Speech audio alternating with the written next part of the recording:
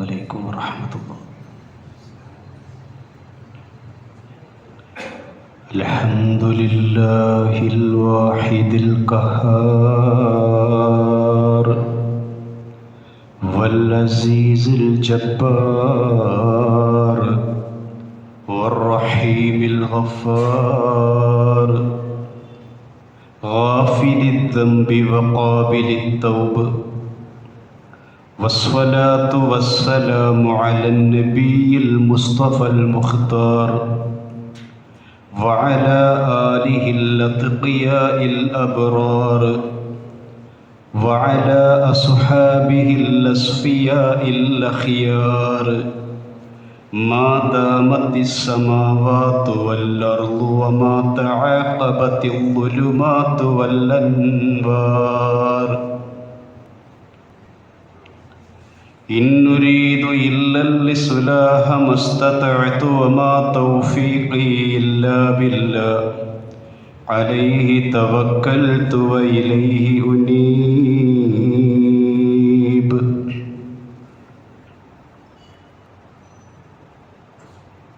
بسم الله الرحمن الرحيم.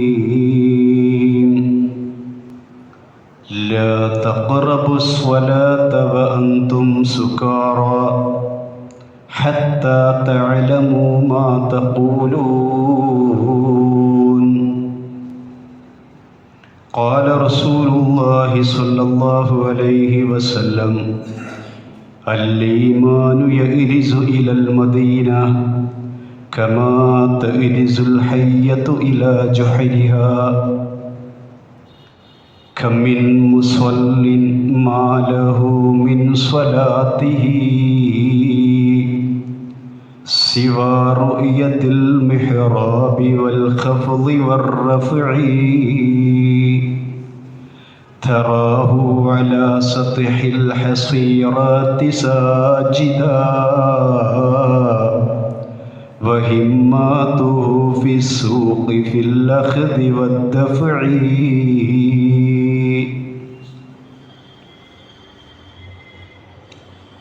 സ്നേഹാധരണീയരായ എൻ്റെ പിതൃതുല്യരായ വാത്സല്യനിധികളായ ഇന്നാട്ടിലെ മുതിർന്ന ഇസ്ലാഹി പ്രസ്ഥാനത്തിൻ്റെ കർമ്മഭടന്മാരെ, സ്നേഹനിധികളായ സഹോദരീ സഹോദരന്മാരെ,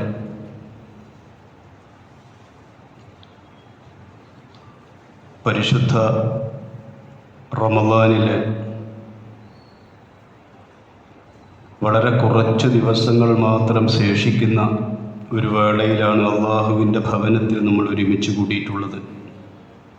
അള്ളാഹു സുബ്ഹാനഹു വ തആല നമ്മുടെ കഴിഞ്ഞുപോയ വ്രതാനുഷ്ഠാനങ്ങളും നിശാ നമസ്കാരങ്ങളും സ്വതക്ക സകാത്തുകളും മറ്റെല്ലാ അനുഷ്ഠാന കർമ്മങ്ങളും നമ്മിൽ നിന്നും സ്വീകരിക്കുമാറാവട്ടെ.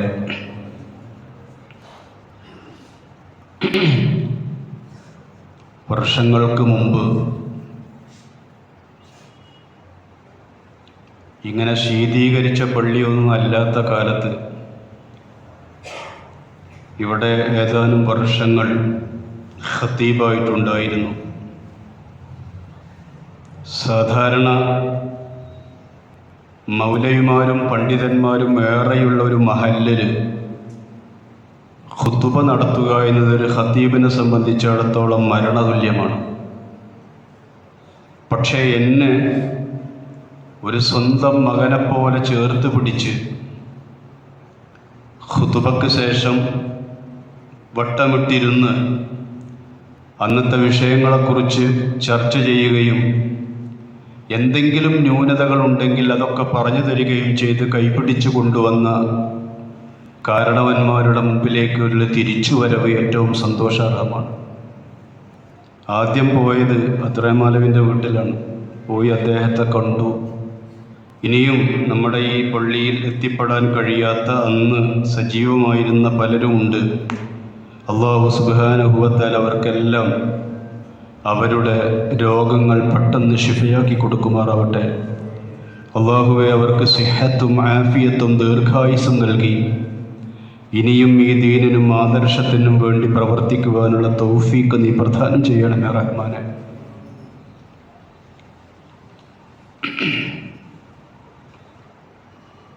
നബി സല്ലല്ലാഹു അലൈഹി വസല്ലം പറഞ്ഞു, ഏതൊരു മനുഷ്യനും 3 സുഹൃത്തുക്കളുണ്ടാവും. അതിലൊരു സുഹൃത്ത് അവൻ്റെ റൂഹ് പിരിയുന്നതോടുകൂടി അവനോട് യാത്രാമൊഴി പറഞ്ഞ് ഒഴിഞ്ഞു മാറിപ്പോകും.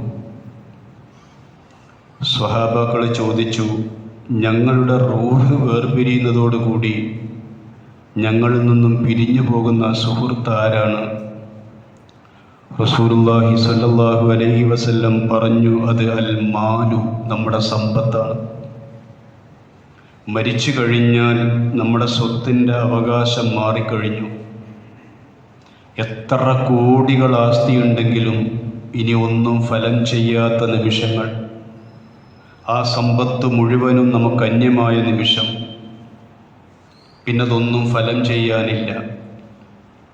റസൂലുള്ളാഹി തുടർന്ന് പറഞ്ഞു, രണ്ടാമതൊരു സുഹൃത്തുണ്ട്, നിന്റെ കൂടെ ഇരിക്കും മരണശേഷവും, വരുന്നവർക്ക് നിന്റെ മുഖം കാണിച്ചു കൊടുക്കാനും വാപ്പാൻ്റെ ഇന്നലകളെക്കുറിച്ച് പറയാനും അവസാനം മയ്യത്ത് കുളിപ്പിക്കുവാനും കഫൻ ചെയ്യാനും മയ്യത്ത് കട്ടിലിൻ്റെ കൂടെ ഖബറിൻ്റെ തീരം വരെ വരാനും അവസാനം 3 പടി മണ്ണ് വാരിയിട്ട് തസ്ബീഹ് ചൊല്ലാനും കൂടെയുണ്ടാകും. അതോടുകൂടി അവനും പിരിഞ്ഞു പോരും. റസൂലുള്ളാഹി പഠിപ്പിച്ചു, അതാണ് അൽ അഹ്ലു, നമ്മുടെ ബന്ധുമിത്രാദികൾ. പിന്നെ അവരാരും തിരിഞ്ഞു നോക്കാറില്ല. നമ്മുടെ സലഫികളെ സംബന്ധിച്ചിടത്തോളം പ്രത്യേകിച്ചും സ്വന്തം ഉപ്പാൻ്റെ ഉമ്മാൻ്റെ ഖബറിൻ്റെ അടുത്തേക്ക് എത്തിപ്പെടുക എന്നത് വളരെ അത്യപൂർവമാണ്. നമ്മളൊക്കെ സിയാറത്ത് ചെയ്യണം, അവർക്ക് വേണ്ടി പ്രാർത്ഥിക്കണം. ഒരു കവി മരണശേഷം അദ്ദേഹത്തിൻ്റെ ഓരോ നിമിഷവും ഓർത്തെടുത്ത് പറയാണ്, ഞാൻ മരിച്ചുപോയാൽ എന്തായിരിക്കും അവസ്ഥ എന്നൊരു കവി മുൻകൂട്ടി പറയാണ്. അദ്ദേഹം പറയുന്നു, തമുറു അഖാരിബി ജനബാതി ഖബരി കഅന്ന അഖാരിബി ലം തഅരിഫൂനി. എൻ്റെ ബന്ധുമിത്രാദികൾ എൻ്റെ ഖബറിൻ്റെ തീരത്തിലൂടെ നടന്നു പോകും, അവരെന്നെ തിരിഞ്ഞു നോക്കുന്ന പോലുമില്ല. ദവുൽ മീറാസി യഖ്തസിമൂന മാലി വലാ യഅലൂന അൻ ജഹദൂ ദുയൂനി.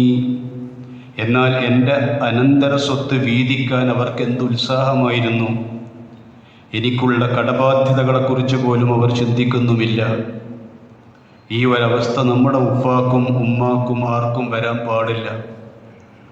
അവരോടുള്ള എല്ലാ ഹക്കടപാടുകളും നമ്മൾ തീർക്കണം.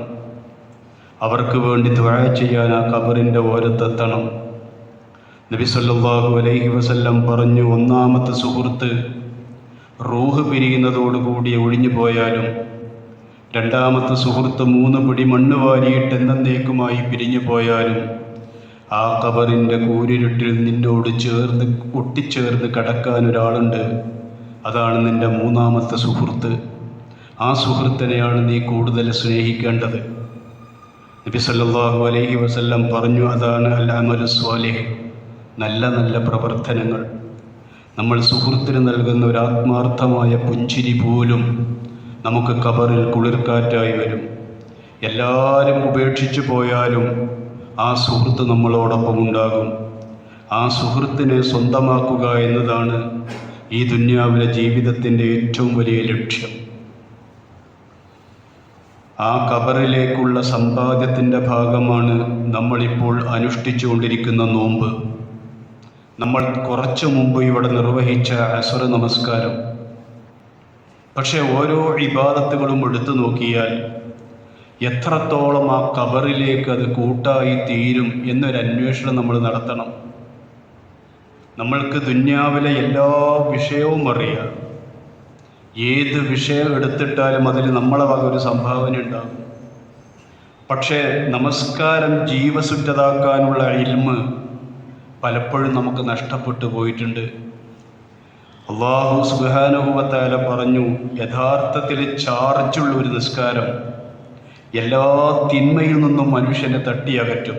ഒരു പരിച പോലെ, ഒരു സംരക്ഷത കവചം പോലെ നമസ്കാരം അവന് ചെറുത്തു നിൽക്കുവാൻ സഹായിക്കും എല്ലാ തെറ്റുകുറ്റങ്ങളിൽ നിന്നും. അങ്ങനെയുള്ളൊരു നിസ്കാരമാണോ നമ്മളത്, അതോ പാരലായിട്ട് എല്ലാ തോന്നിവാസവും നമസ്കാരവും ഒരുപോലെ പോകുന്നവരാണോ? നമ്മളൊന്ന് അന്വേഷിക്കുക. ഈ റമദാനിൻ്റെ അവസാന ഘട്ടത്തിലെങ്കിലും നമ്മളൊന്ന് ചിന്തിക്കുക. നമ്മുടെ നിസ്കാരം എത്രത്തോളം ജീവസുറ്റതാണ്, എത്രത്തോളം അള്ളാഹു സ്വീകരിക്കുന്നതാണ്. സൂറത്തു നിസായിലെ 43-ാമത്തെ വചനം ഞാൻ നിങ്ങളുടെ മുമ്പിൽ ഓതി വെച്ചത്. ലാ തഖ്റബു സ്വലാത്ത, നിങ്ങൾ നിസ്കാരത്തേക്ക് അടുക്കുക പോലും ചെയ്യരുത്. വ അന്തും സുക്കാറ, ലഹരി ബാധിച്ചവരായി, കള്ള് കുടിച്ച് മത്ത് പിടിച്ച് നിങ്ങൾ നിസ്കാരത്തിലേക്ക് അടുക്കരുത്. നമുക്കറിയാം, മദ്യം നിരോധിച്ചത് ഘട്ടം ഘട്ടമായിട്ടാണ്. അതിൻ്റെ ആദ്യ സ്റ്റെപ്പ് ഇതായിരുന്നു, നിസ്കരിക്കുന്ന നേരത്ത് നിങ്ങൾ കുടിക്കരുത് കേട്ടോ. അതിനൊരു ഇല്ലത്ത് അള്ളാഹു പറഞ്ഞു,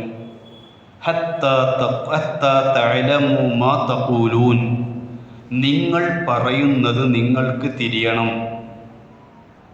അത് തിരിയുന്നില്ലെങ്കിൽ നിങ്ങൾ നമസ്കാരത്തിലേക്ക് വരരുത്. നമ്മൾ കള്ള് കുടിക്കുന്നവർ ഈ കൂട്ടത്തിലില്ല, കഞ്ചാവ് അടിക്കുന്നവരുമില്ല, MDMA ഉപയോഗിക്കുന്നവരില്ല. പക്ഷെ നമ്മുടെ നമസ്കാരം കള്ള് കുടിച്ചവൻ്റെ നമസ്കാരമാണ്. നമ്മുടെ നമസ്കാരം കഞ്ചാവ് അടിച്ചവൻ്റെ നമസ്കാരമാണ്.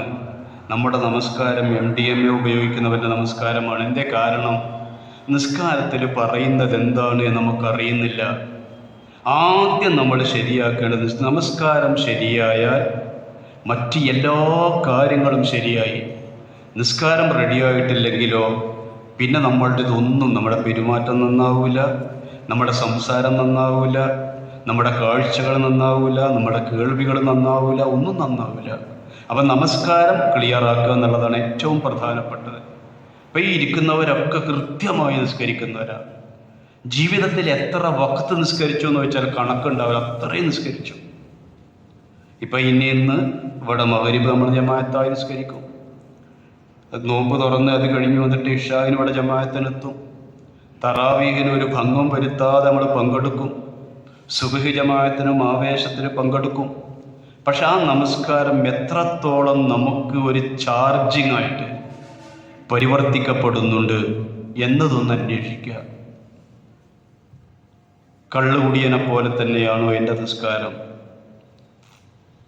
അല്ലാഹു അക്ബർ എന്ന് തക്ബീറത്തുൽ ഇഹ്റാമിൽ പ്രവേശിച്ച് അവസാനം അസ്സലാമു അലൈക്കും വറഹ്മത്തുള്ളാഹി എന്ന് സലാം വീട്ടുന്നത് വരെ ഞാൻ നമസ്കാരത്തിൽ പറഞ്ഞുകൊണ്ടിരിക്കുന്ന കാര്യങ്ങളെക്കുറിച്ച് പൂർണ്ണ അറിവുള്ള എത്ര പേര് നമ്മുടെ കൂട്ടത്തിലുണ്ട്? ഞാൻ പലപ്പോഴും എത്രയോ കൊല്ലങ്ങളായി നിസ്കരിക്കുന്ന ആൾക്കാരോട് വരെ ചോദിക്കും, നിസ്കരിക്കുമ്പോണ്ടല്ലേ വജ്ബുർണി, എന്താ അതിൻ്റെ അർത്ഥം?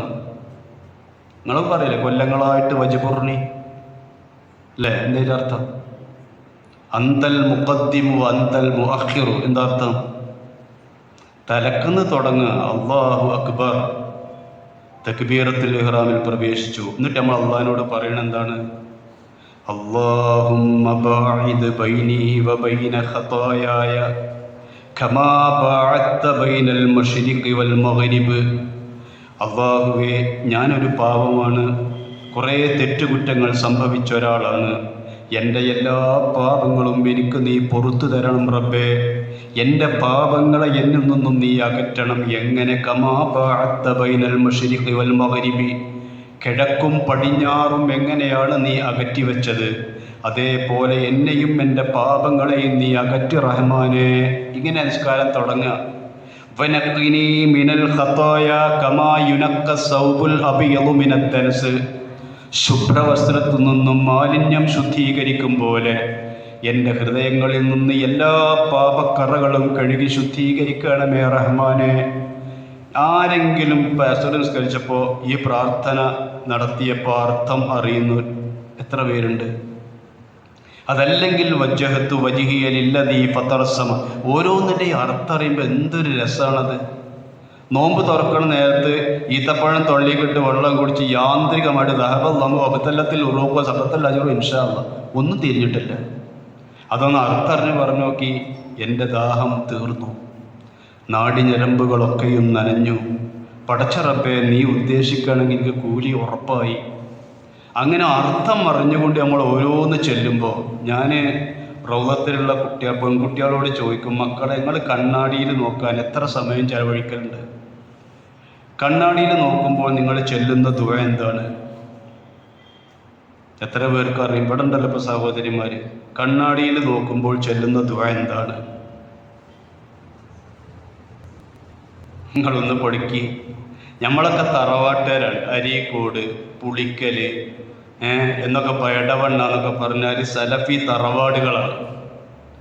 നമ്മളെ അവസ്ഥ പരിതാപകരമാണെങ്കിൽ മറ്റു മഹലിൻ്റെത് പറയണ്ട. അതുകൊണ്ട് നമ്മൾ നടത്തുന്ന ഓരോ ദുആയും അതിൻ്റെ അർത്ഥവും ഞാൻ എപ്പോഴും ആലോചിക്കും. നമ്മളുണ്ടല്ലോ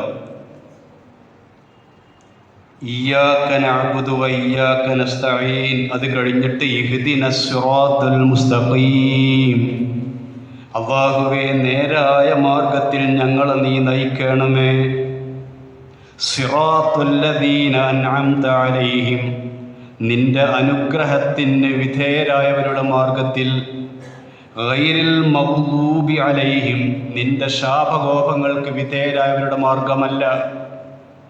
ഇത് നമ്മൾ നിസ്കാരത്തിൽ 10-17 പ്രാവശ്യം നിർബന്ധമായി നമ്മൾ ചൊല്ലുന്നുണ്ട്. ഐച്ഛികമായിട്ട് വീണ്ടും ചൊല്ലുന്നുണ്ട്. നേരം വെളുത്താൽ നമ്മൾ കുട്ടികളെ കൊണ്ട് പാടിപ്പിക്കുന്ന അതാണ്. രാഘവൻ നായർ മൊഴിമാറ്റം നടത്തിയ അമരവാണി, അതിൽ നിന്ന് ഫാത്തിഹ സൂറത്തിൻ്റെ ഭാഷാന്തരത്തിനാണ് 2017 ഏറ്റവും നല്ല പ്രാർത്ഥനാ ഗാനത്തിന് അവാർഡ് കിട്ടിയത്. എനിക്ക് തോന്നുന്നത് നമ്മളെക്കാളുടെ എത്രയോ ഭംഗിയായിട്ട് ഖുർആൻ്റെ അർത്ഥങ്ങളിലേക്ക് ഇറങ്ങിച്ചെന്നത് രാഘവൻ നായരാണ്. നമ്മളെ വേമാക്ക് അവിടെ എത്തിയിട്ടുണ്ടാവില്ല. അദ്ദേഹം ബിസ്മില്ലാഹിർ റഹ്മാനിർ റഹീം എന്നതിന് പോലും കൊടുത്ത ആ മൊഴിമാറ്റ് എത്ര മനോഹരാണ്. കാരുണ്യ സിന്ധുവാമല്ലാഹുവിൻ തിരു നാമത്തിലൂതുന്നു ദിവ്യമാം സൂക്തികൾ. സാധാരണ വിശുദ്ധ ഖുർആൻ പരിഭാഷപ്പെടുത്തിയ അതിൻ്റെ ഗ്യാസാണ് പോവലാണ്. പക്ഷെ അദ്ദേഹത്തിൻ്റെ മൊഴിമാറ്റം എത്ര മനോഹരാണ്. അദ്ദേഹം പറയുന്നുണ്ട്, നയിക്കണം ഞങ്ങളെ നേരായ മാർഗത്തിൽ, നിന്നനുഗ്രഹപാത്രമായോർത്തൻ മാർഗത്തിൽ, അങ്ങയാൽ കോപിക്കപ്പെട്ടോരുടെ വഴിയല്ല, സന്മാർഗഭ്രഷ്ടർ തൻ വഴിയിലുമല്ല. ഈ പാട്ട് നമ്മളൊക്കെ കുട്ടികളെ കൊണ്ട് പാടിപ്പിക്കലുണ്ട്, കേൾക്കലുണ്ട്, ആസ്വദിക്കലുണ്ട്. പക്ഷെ എപ്പോഴെങ്കിലും ആരാണ് ഈ അള്ളാഹുവിൻ്റെ ശാപകോപങ്ങൾക്ക് വിധേയരായവർ എന്ന് നമ്മൾ എത്ര പേര് ചിന്തിച്ചിട്ടുണ്ട്? ഗൈരിൽ മഗ്ദൂബ് ആകെ നമ്മക്കറിയാൻ തന്നു, യാന്ത്രികമായി പറയും. പിന്നെ ആരാ അള്ളാഹിൻ്റെ ശാപകോപത്തിന്? അത് ജൂതന്മാരും ക്രിസ്ത്യാനികളും പോലെ ആകാൻ പാടില്ല. എന്നാൽ തഫ്സീറുകൾ പരിശോധിച്ച് നോക്കി, വിശുദ്ധ ഖുർആനിൽ പറഞ്ഞ 10ഓളം വരുന്ന അള്ളാഹുവിൻ്റെ ലഅനത്തുകൾക്ക് വിധേയമായ കൂട്ടരും ഹദീസുകളിൽ വന്ന 60-ലേറെ വിഭാഗങ്ങളും ഉൾക്കൊള്ളുന്നതും മുഴുവനും നമ്മൾ മനസ്സിൽ കാണണം. ആ വിഭാഗത്തിൻ്റെ പെടുത്തരുതേ. വെറും ജൂത ക്രിസ്ത്യാനിയല്ല, അള്ളാഹുവിൻ്റെ ശാപകോപങ്ങൾക്ക് വിധേയര ഡോക്ടർ ആത്തിഫുൽ ഹിന്ദി എന്ന് പറയുന്നൊരു പണ്ഡിതനുണ്ട്. വെറ്റിനറി ഡോക്ടറാണ്, മൃഗഡോക്ടറാണ് ജോർഡാനിൽ. അദ്ദേഹം അതോടൊപ്പം ആഴത്തിൽ മതം പഠിച്ച പണ്ഡിതനുമാണ്. അദ്ദേഹത്തിൻ്റെ ഒരു പുസ്തകമുണ്ട്, അൽ മൽഊനൂന ഫിൽ ഖുർആനി വൽ ഹദീസ് ഷരീഫ്. വിശുദ്ധ ഖുർആനിലും ഹദീസിലും അള്ളാഹുവിൻ്റെ ശാപകോപങ്ങൾക്ക് വിധേയരായ ആളുകൾ, അതിലാണ് ലിസ്റ്റ് പറയുന്നുണ്ട്. മുമ്പര് മനോഹരമായിട്ട് അവതരിപ്പിച്ചിട്ടുണ്ട്. നമ്മളൊന്ന് അന്വേഷിക്കണം, ആരൊക്കെ നെഞ്ചിൽ കൈവച്ച് പറഞ്ഞാൽ പോരാ, അള്ളാഹുവേ നിന്റെ ശാപത്തിന് വിധേയരായുടെ കൂട്ടത്തിൽ ഉൾപ്പെടുത്തരുതേ. നമ്മൾ ചെയ്യുന്നതൊക്കെ അള്ളാഹുവിൻ്റെ ശാപകോപങ്ങൾക്ക് വിധേയരായ ആളുകൾ ചെയ്യുന്നത്, എന്നിട്ട് നമ്മൾ പ്രാർത്ഥിക്കുന്നതോ ആ കൂട്ടത്തിൽ എന്നെ പെടുത്തരുതേ. റസൂലുള്ളാഹി പറയുന്നുണ്ട്, നിങ്ങളും ഞാനും തമ്മിലുള്ള ബന്ധം മസലി വ മസലുക്കും കമസലി റജുലിൻ ഔഖദ നാറ ജഅലൽ ജനാദിബു വൽ ഫറാശു യഖഇന ഫീഹാ വഹുവ യദുബ്ബുഹുന്ന അൻഹാ വ അന ആഖിദും ബിഹുജസിക്കും അനിൻ നാർ വ അൻതും തഫല്ലതൂന മിൻ യദി. നിങ്ങളും ഞാനും തമ്മിലുള്ള ഉപമ ഒരു തീയൂട്ടിയവൻ്റെ ഉപമ പോലെയാണ്. ആ തീയാടി കത്തിയപ്പോൾ അതിലേക്ക് ധാരാളം പാറ്റകളൊക്കെ പാറി വന്നുകൊണ്ടിരുന്നു. അയാൾ അവയെ ഇങ്ങനെ തട്ടിമാറ്റിക്കൊണ്ടിരുന്നു. പക്ഷെ അവക്ക് ആ തീയിൽ വീണ് ചത്തൊടുങ്ങിക്കൊണ്ടിരുന്നു. ഇതേപോലെ നരകത്തിലേക്ക് പോകല്ലേ എന്ന് പറഞ്ഞ് ഞാൻ നിങ്ങളെ അരക്കെട്ടിന് മുറുകെ പിടിക്കുന്നു, നിങ്ങളാകട്ടെ എന്നിൽ നിന്നും കുതറി മാറുകയാണ്. ആ കുതറിയോട്ടത്തിൻ്റെ ഇടയിലും നമ്മുടെ നാവുകൾ പറയുന്നുണ്ട്, ഞങ്ങളങ്ങനെ വഴികെട്ടവരുടെ കൂട്ടത്തിലാക്കല്ല റബ്ബേ എന്ന്. അത് യാന്ത്രികമായി പറയുന്നതാ, അർത്ഥം അറിയുന്നില്ല, ആശയം മനസ്സിലാക്കുന്നില്ല. അള്ളാഹുവിൻ്റെ ശാപകോപങ്ങൾക്ക് വിധേയരായ ആളുകൾ, ഉമ്മാനിപ്പാനി നോക്കാത്തവർ, അള്ളാഹുവിനല്ലാത്തവർക്ക് ആരാധനാ വഴിപാടുകളും നേർച്ചകളും മറവുകളും നടത്തുന്നവർ, കളവ് പറയുന്നവർ, മുനാഫിക്കങ്ങളായ ആൾക്കാർ, ഇങ്ങനെ തുടങ്ങി കുറേ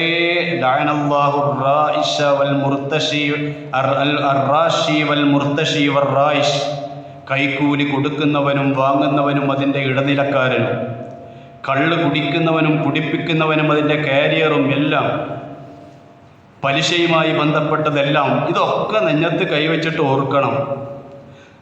ഈ അതായത് സൗന്ദര്യവർദ്ധക വസ്തുക്കൾ ഉപയോഗിക്കുന്നവരെ കുറിച്ച് റസൂലുള്ള വളരെ ഗൗരവത്തിൽ പറഞ്ഞിട്ടുണ്ട്. ഞാനിത് പറയാൻ കാരണം തന്നോ, ഇത് ഇപ്പം നമ്മളെ പള്ളികളിലൊക്കെ പറയണമെന്ന് എനിക്ക് തോന്നുകയാണ്.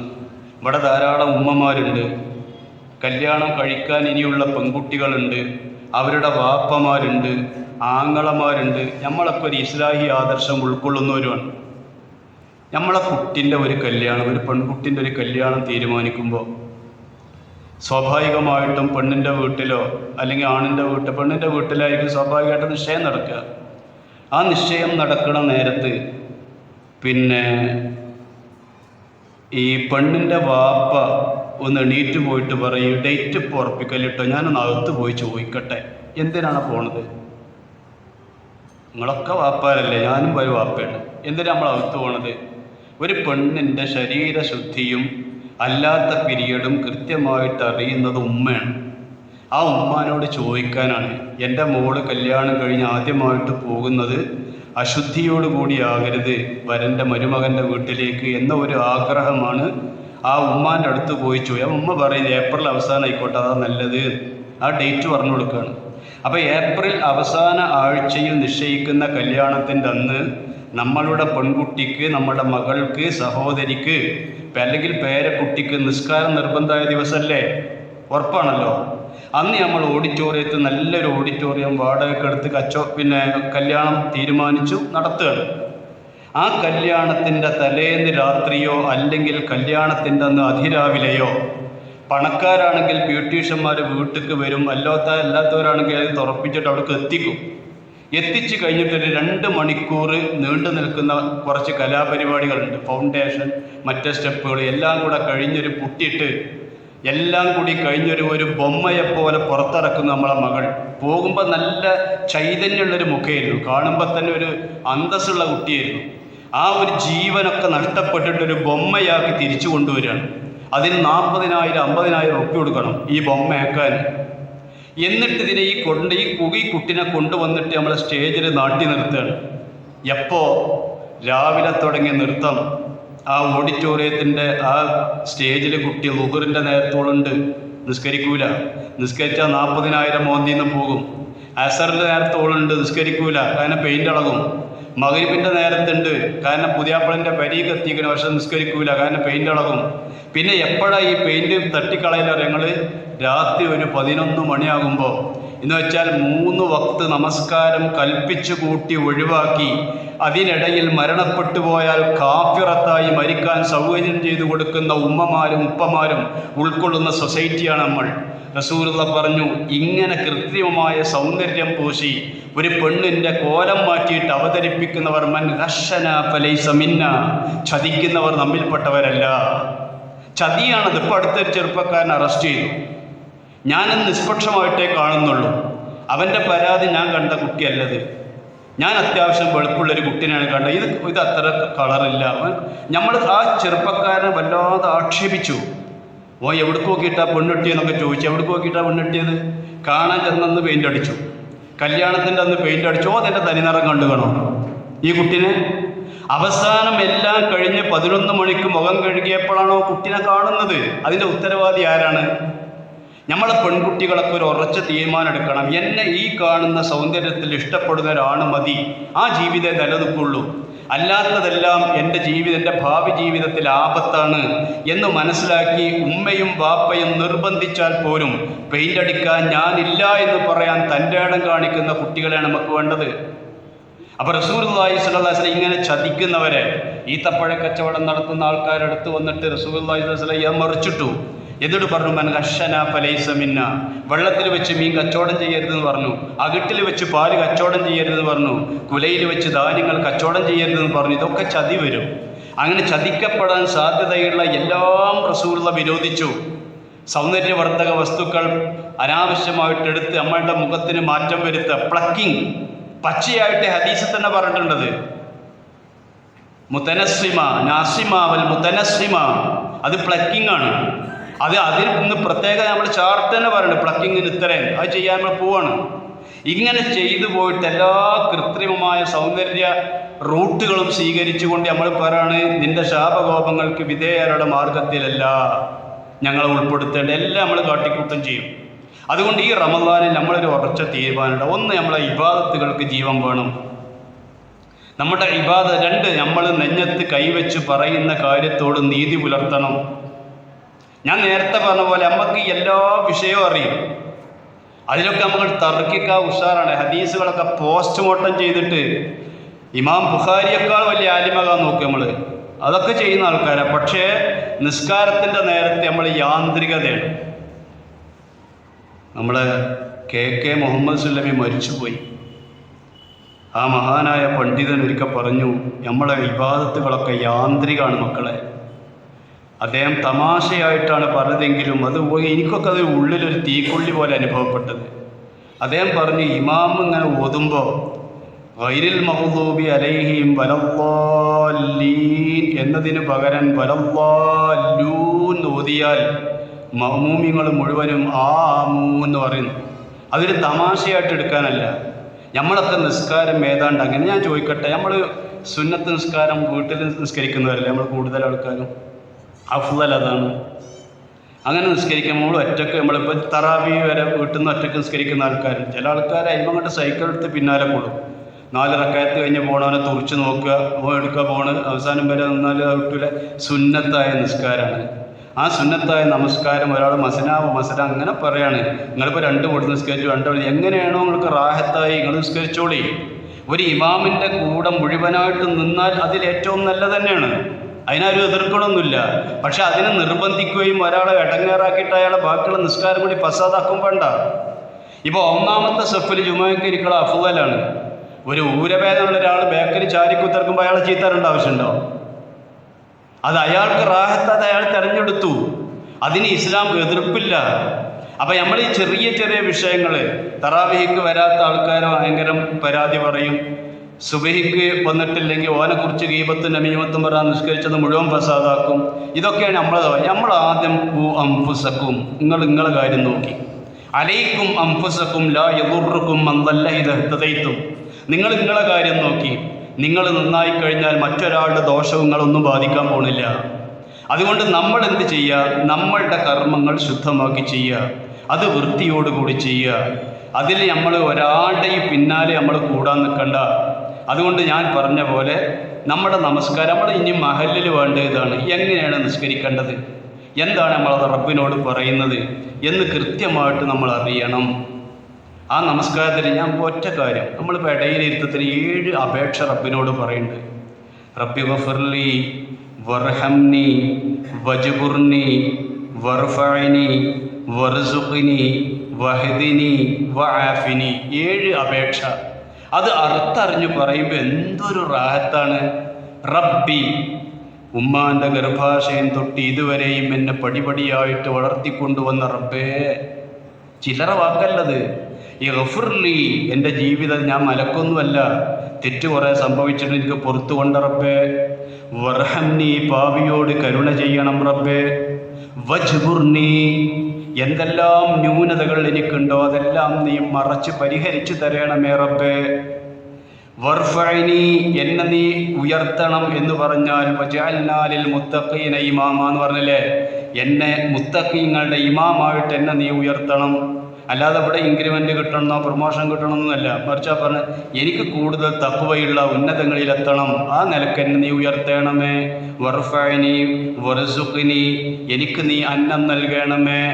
അങ്ങനെ വഹദിനി വആഫിനി, എന്നെ നേർമാർഗത്തിലാക്കണമേ, എനിക്ക് നീ ആഫിയത്ത് നൽകണം. റസൂലുള്ളാഹി പറഞ്ഞു, മൻ അസ്ബഹ മിൻകും ആമിനൻ ഫീ സിർബിഹി വമുആഫൻ ഫീ ജസദിഹി വലഹു ഖൂതു യൗമിഹി ഫകഅന്നമാ ഹീസത്ത് ലഹു ദുനിയ. ഒരാൾ രാവിലെ അയാളുടെ കുടുംബത്തോടൊപ്പം സന്തോഷത്തിൽ കഴിയുന്നുണ്ട്, മക്കളോടൊപ്പം ഒരുമിച്ച് കഴിയുന്നുണ്ട്, അയാൾക്ക് ശരീരത്തിന് നല്ല ആരോഗ്യവുമുണ്ട്, രോഗങ്ങളൊന്നുമില്ല, അന്നന്നത്തെ ഭക്ഷണത്തിനുള്ള ഗതിയുണ്ടെങ്കിൽ ഫകഅന്നമാ ഹീസത്ത് ലഹു ദുനിയ, അവൻ ദുന്യാവ് മുഴുവനും കിട്ടിയവനെ പോലെയാണ്. എന്താ വേണ്ടത്? സമാധാനം, ശരീരത്തിന് ആരോഗ്യം, അന്നത്തെ ഭക്ഷണം, ഇതൊക്കെ ഉണ്ടെങ്കിൽ അയാളാണ് ഏറ്റവും വലിയ ഭാഗ്യവാൻ എന്നാണ് പറഞ്ഞത്.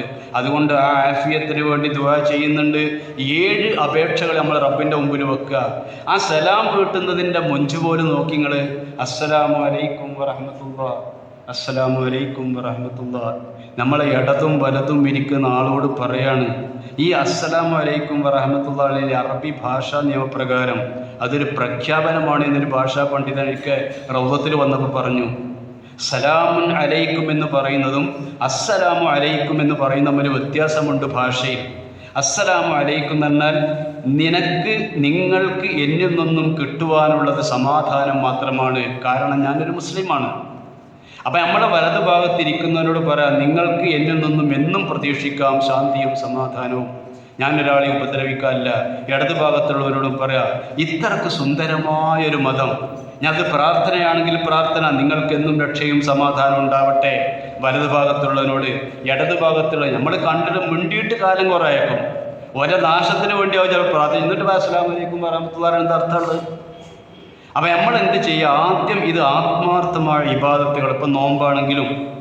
അതുകൊണ്ട് നമ്മൾ മഹല്ലുകളിൽ വേണ്ടത് നിസ്കാരം എങ്ങനെയെന്ന് ആദ്യം പഠിക്കുക, അതിലുള്ള സ്റ്റഡി ക്ലാസ്സുകൾ വെക്കുക, മറ്റ് ചർച്ചകളൊക്കെ ഒഴിവാക്കുക. നോമ്പ് ഇപ്പം നമ്മൾ നിർവഹിക്കുന്നു. 3 തരം നോമ്പിനെ കുറിച്ച് ഗസാലി ഇമാം പറയുന്നുണ്ട്, ഞാനത് ദീർഘിപ്പിക്കുന്നില്ല. ലോ ക്ലാസ് നോമ്പ്, മിഡിൽ ക്ലാസ് നോമ്പ്, ഹൈ ക്ലാസ് നോമ്പ്. മലയാളത്തിൽ പറഞ്ഞാൽ സാധാരണക്കാരൻ്റെ നോമ്പ്, വിശിഷ്ട നോമ്പ്, അതിവിശിഷ്ട നോമ്പ്. ഈ ആ ഉലൂമുദ്ദീനിൽ പറയേണ്ടത്. അറബിയിൽ പറഞ്ഞാൽ സൗമുൽ ഉമൂമ്, സൗമുൽ ഖുസൂസ്, സൗമു ഖുസൂസുൽ ഖുസൂസ്. ഇങ്ങനെ 3 നോമ്പുകളെ. ഇതിൽ 3 നോമ്പെടുക്കുന്നവർ നമ്മളെ കൂട്ടത്തിലുണ്ടാവും. ഒന്നാമത്തെ നോമ്പ് നമ്മുടെ ആമാശയവും ജനനേന്ദ്രിയവും മാത്രം പങ്കെടുക്കുന്ന നോമ്പ്. അതാണ് നമ്മളിൽ പലർക്കും ഉള്ളത്. എന്താ നമ്മളെ നോമ്പ്? തിന്നൂല, കുടിക്കൂല, പിന്നെ പകലിൽ ഭാര്യയുമായിട്ട് ബന്ധമൊന്നുമില്ല, കഴിഞ്ഞു. രണ്ടാമതൊരു നോമ്പുണ്ട്, അതെന്താണ്? അതവൻ്റെ അവയവങ്ങൾ മുഴുവനും പങ്കെടുക്കുന്ന നോമ്പാണ്. അവൻ്റെ നാവ്, അവൻ്റെ കൈ, അവൻ്റെ കാല്, എല്ലാം, കണ്ണും ചെവിയും നാവും എല്ലാം പങ്കെടുക്കുന്ന നോമ്പ്. അതാണ് സൗമുൽ ഖുസൂസ്. 3ാമത്തെ നോമ്പാണ് അതിവിശിഷ്ട നോമ്പ്. അതെന്താണ്? അവൻ്റെ ആമാശയം പങ്കെടുക്കുന്നു, അവൻ്റെ അവയവങ്ങൾ ജനനേന്ദ്രിയം പങ്കെടുക്കുന്നു, അവൻ്റെ ശരീരത്തിലെ എല്ലാ അവയവങ്ങളും പങ്കെടുക്കുന്നു. അതോടൊപ്പം സൗമുൽ ഖൽബി അനിൽ ഹിമമി ദനിയ, വേണ്ടാത്ത അധമ വിചാരങ്ങളിൽ നിന്നും വികാരങ്ങളിൽ നിന്നും ഹൃദയവും പങ്കെടുക്കുന്ന നോമ്പ്. അതാണ് സൗമു ഖുസൂസ്, അതിവിശിഷ്ട നോമ്പ്. ആ നോമ്പുകാരനാകാം നമ്മൾ എന്നാണ് ഇഹ്യാ ഉലൂമുദ്ദീനിൽ മഹാനായ ഇമാം ഗസാലി റഹ്മത്തുള്ളാഹി അലൈഹി പറയണത്. ആ നിലക്കുള്ള നോമ്പുകാരായി തീരാൻ നമ്മൾ ശ്രമിക്കുക. നമ്മളെ നമസ്കാരങ്ങൾക്ക് ജീവനുണ്ടാക്കാൻ വേണ്ടി ശ്രമിക്കുക. ഈ വിഷയങ്ങൾ നന്നായി പഠിക്കുക. ഞാൻ ദീർഘിപ്പിക്കുന്നില്ല. അല്ലാഹു സുബ്ഹാനഹു വ തആല നന്നായി പഠിക്കാൻ, ഓരോ പ്രാർത്ഥനയും നന്നായി പഠിക്കുക. നമ്മളിന്ന് വേണ്ടാത്ത പലത് നമ്മൾ പഠിക്കും, ആവശ്യമുള്ള ഒന്നും നമുക്കറിയില്ല. അതും മാറിയിട്ട് ഒരല്പം വിനയാന്വിതനായിട്ട് ആരോടും ഞാൻ പിന്നെ ഫറൂഖ് കോളേജ് പള്ളിയിൽ ഉച്ചക്ക് ക്ലാസ്സിന് വിഷയത്തെക്കുറിച്ച് എന്താണ് പറയേണ്ടത് ഇങ്ങനെ ആലോചിച്ചപ്പോൾ എൻ്റെ മരിച്ചു പോയ പെങ്ങളുടെ കുട്ടീൻ്റെ മുഖം ഇങ്ങനെ മനസ്സിൽ കണ്ടു വന്നു. അപ്പോൾ ഞാൻ അതുമായി ബന്ധപ്പെട്ടൊരു കാര്യം പറഞ്ഞു. ഞങ്ങളോടും പറയാണ്, കഴിഞ്ഞ റമദാനിൽ ഇതേ സമയത്താണ് എൻ്റെ പെങ്ങളുടെ കുട്ടി മരിക്കുന്നത്. കുട്ടിയെന്ന് ഞാൻ പറഞ്ഞാലും 32 വയസ്സുണ്ടായിരുന്നു. കാരണം ഞങ്ങൾക്കത് കുട്ടിയായിരുന്നു. ബുദ്ധിക്ക് മസ്തിഷ്കത്തിന് വളർച്ചയില്ലാതെ സെറിബ്രൽ അട്രോഫി ബാധിച്ചൊരു കുട്ടിയാണ്. ആ കുട്ടിക്ക് ഉമ്മ, ഉപ്പ, ഉന്ന, കാക്ക എന്നും വിളിക്കും. വേറെ 3 പദങ്ങളല്ലാതെ 32 വയസ്സ് വരെ ആ കുട്ടി ഒന്നും ഉരിയാടിയിട്ടില്ല. ആ പൊന്നുമോള് കഴിഞ്ഞ റമദാന് മരണപ്പെട്ടപ്പോൾ ആ മയ്യത്തുമായിട്ട് ഞങ്ങളുടെ പൊന്നാങ്കല്ല് മഹലിലേക്ക് ചെന്നപ്പോൾ അവിടുത്തെ മുഹമ്മദ് അസ്ലം മുസ്ലിയാരുണ്ട്, എന്നോട് ഭയങ്കര ഇഷ്ടമുള്ളൊരു മനുഷ്യൻ. മുപ്പര് പറഞ്ഞു, ഫാറൂഖി നിങ്ങളല്ലേ ഇമാം വെക്കണത്? അതെ ഞാനാണ് ഇമാം വെക്കണത്. ഞങ്ങൾ പറയാനുള്ളതൊക്കെ പറഞ്ഞല്ലേ. ഞാൻ ആലോചിച്ച് എന്താണ് ഉസ്താദ് എന്നോട് പറയാൻ പറഞ്ഞത്, ഞാൻ എന്താണ് പറയേണ്ടത്? 32 കൊല്ലം ജീവിച്ച ഈ കുട്ടി ഒരാളോട് ഒരു അക്ഷരം മിണ്ടിയിട്ടില്ല, ഒരാളോടും ഒരു ഇടപാട് നടത്തിയിട്ടില്ല, ഒരു സാമ്പത്തിക ക്രയവിക്രയങ്ങൾ ഉണ്ടായിട്ടില്ല, ഒരു ഗീബത്തോ നമീമത്തോ ആ നാവുകൊണ്ട് വന്നിട്ടില്ല, ഒരു മൊബൈൽ ഫോണിലേക്ക് പോലും ആ കുട്ടി നോക്കിയിട്ടില്ല. ഈ കുട്ടിയെക്കുറിച്ച് ഞാൻ എന്താ പറയുക? ഞാൻ ഉസ്താദിനോട് പറഞ്ഞു, എനിക്കൊന്നും പറയല്ല, ഈ കുട്ടിയെക്കുറിച്ച് എനിക്കൊന്നും പറയാം. ഞാനൊന്ന് നിസ്കാരം കഴിഞ്ഞിട്ട് ആലോചിച്ചു, പടച്ചോനെ, എൻ്റെ പെങ്ങളുടെ ഈ കുട്ടിയെപ്പോലല്ലേ നമ്മളൊക്കെ മരിച്ചു പോകേണ്ടത്? നമ്മളെന്തിനാണ് പള്ളിക്കലേക്ക് ഒരു ഫോർമാറ്റ് ബാക്കി വെക്കുന്നത്? മക്കളെ കൊണ്ട് പറയിപ്പിക്കാൻ, അല്ലെങ്കിൽ ഖത്തീബിനെ കൊണ്ട് പറയാൻ നിങ്ങളോട് വല്ല സാമ്പത്തികമായ ഇടപാടോ അല്ലെങ്കിൽ വാക്കിലോ. ചില പള്ളിക്ക് പറയുന്നത് കേട്ടാൽ തന്നെ തോന്നും ആൾ അലമ്പായിരുന്നു. കാരണം ഇങ്ങനെ സ്ട്രെസ്, അത് കൂടുതൽ ഇങ്ങനെ സ്ട്രെസ് ചെയ്ത് പറയും.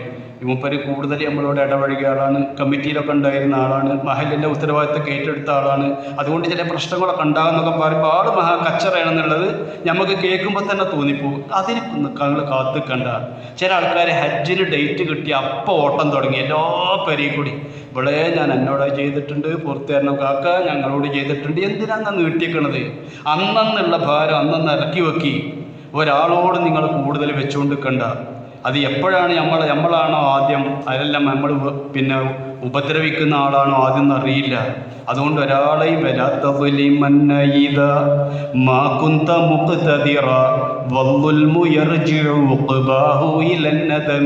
ഒരാളെയും എനിക്ക് അധികാരമുള്ള നേരത്ത്, പവറുള്ള നേരത്ത് അത് ഉപയോഗിച്ച് ഉപദ്രവിക്കരുതാണ്. വാദരോഗിനോട് ഈ പാവപ്പെട്ടവൻ്റെ ഊരക്ക് ചവിട്ടരുത് പറയുന്ന അർത്ഥമല്ല. അതിന് ഓനെ കൊണ്ടൊന്നും കഴിയില്ല. നിനക്ക് ശേഷി ഉണ്ടായിരിക്കെ, നിനക്ക് അധികാരമുണ്ടായിരിക്കെ, പവർ ഉണ്ടായിരിക്കെ നീ അത് വെച്ചിട്ട് ഒരാളെ ഉപദ്രവിക്കാൻ പാടില്ല.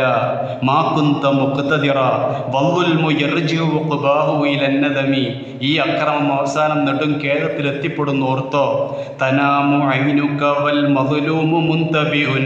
നീ ഒരാൾ അഭിമാനത്തിന് ക്ഷതമേൽപ്പിച്ചിട്ട് നീ സുഖമായി കടന്നുറങ്ങും, ആ പാവപ്പെട്ടവൻ ഉണർന്നിരിക്കും. വൽ മദ്ലൂമു മുന്തബിഉൻ യദഉ അലൈക വഅൈനുല്ലാഹി ലം തനമി. അവൻ നിനക്ക് എതിരിൽ പ്രാർത്ഥിച്ചു കൊണ്ടിരിക്കും റബ്ബിനോട്, അള്ളാഹിൻ്റെ കണ്ണിന് ഉറക്കമില്ല കേട്ടോ എന്ന് പറഞ്ഞൊരു കവിയുടെ വാക്കുകൾ ഓർത്തു പോവാണ്.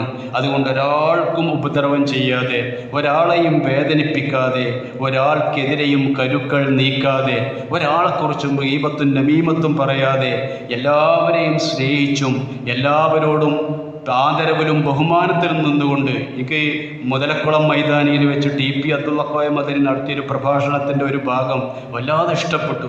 അദ്ദേഹം സമസ്തയിലെ ഭിന്നിപ്പും പ്രശ്നങ്ങളും മുസ്ലിം ലീഗുമായി ബന്ധപ്പെട്ടതിൻ്റെ കാരണങ്ങളെല്ലാം പറഞ്ഞിട്ട് അവസാനം പറഞ്ഞു, മുജാഹിദുകൾക്കിടയിലും കുറച്ച് അഭിപ്രായ വ്യത്യാസങ്ങളുണ്ട്, പക്ഷെ ഞങ്ങൾക്കിടയിലുള്ള അഭിപ്രായ വ്യത്യാസങ്ങൾ സ്വഹാബത്തിനിടയിൽ നിലനിന്ന കേവലം അഭിപ്രായ വ്യത്യാസങ്ങൾ മാത്രമാണ്. ആ നിലക്ക് നമ്മൾ കാണുകയാണെങ്കിൽ സ്വഹാബാക്കൾ റുഹമാഉ ബൈനഹും, വിശുദ്ധ ഖുർആൻ പറഞ്ഞു അഷിദ്ദാഉ അലൽ കുഫാരി റുഹമാഉ ബൈനഹും.